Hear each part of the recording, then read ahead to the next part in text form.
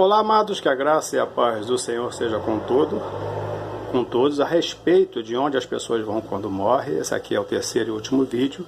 Eu já fiz sobre as pessoas que vão para o céu, as pessoas que vão para o inferno, e agora eu vou falar da teoria católica, que não é bíblica, isso é um pensamento deles, a respeito do purgatório, como funciona.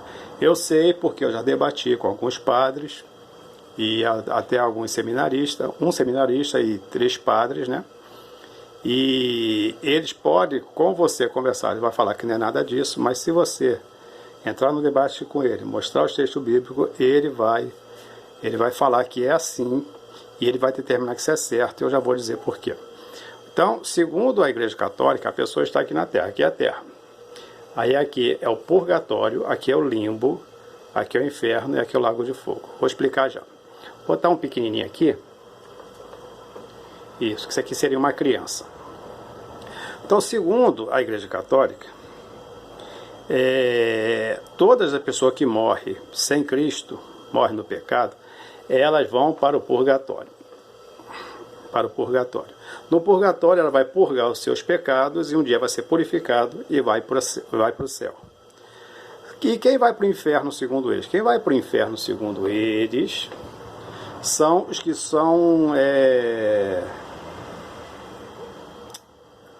Caramba, agora esqueci o nome. Eu vou lembrar já o nome.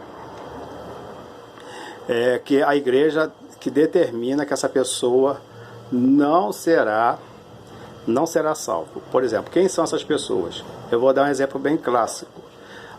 Evangélico não vai nem para o purgatório. Evangélico vai direto para o inferno. São excomungados, entendeu? São excomungados. Os que são comungados são os católicos. E os que são excomungados são os que eles já determinam que não serão salvos. Então os evangélicos já vão direto para o inferno e lá fica para sempre e nunca mais sai. Quem determina isso é os padres. Segundo eles, é os padres que determinam isso com a autoridade do Papa, que é o principal. E o limbo? O limbo que vai para o limbo é as crianças que não foram batizadas e nem não tiveram tempo de fazer o catecismo da Igreja Católica. Então essas crianças vão para o limbo lá, ela fica lá um tempinho lá isolado, é um lugar escuro, feio, não é como fosse o inferno, mas essas crianças ficam lá e depois elas são salvas. E o lago de fogo, segundo eles, alguns vão dizer que ele existe, vai dizer que é a mesma coisa que o inferno, mas segundo eles o lago de fogo é onde serão lançados os que estão no inferno. Esses aqui serão salvos por causa da doutrina católica. Mas isso não existe na Bíblia, não tem nem cheiro, não tem nada que você possa meditar na Bíblia para chegar a essa conclusão. Aí quando falar para eles assim, ó, isso não tem na Bíblia, aquele negócio todo, aí eles vão rodear, até que vai chegar uma hora que eles vão meio que estressados e vão falar o seguinte, que a Igreja Católica, ela está acima da Bíblia. Ou seja, em autoridade, a Igreja Católica está acima da Bíblia, porque foram eles que criaram a Bíblia, segundo eles que criaram a Bíblia, e não é nada disso. Quem criou a Bíblia, quem escreveu a Bíblia foram os cristãos, os judeus, não foram romanos, Os judeus que escreveram a Bíblia, e o grego, né, Lucas escreveu o Evangelho de Lucas, escreveu também Atos dos Apóstolos.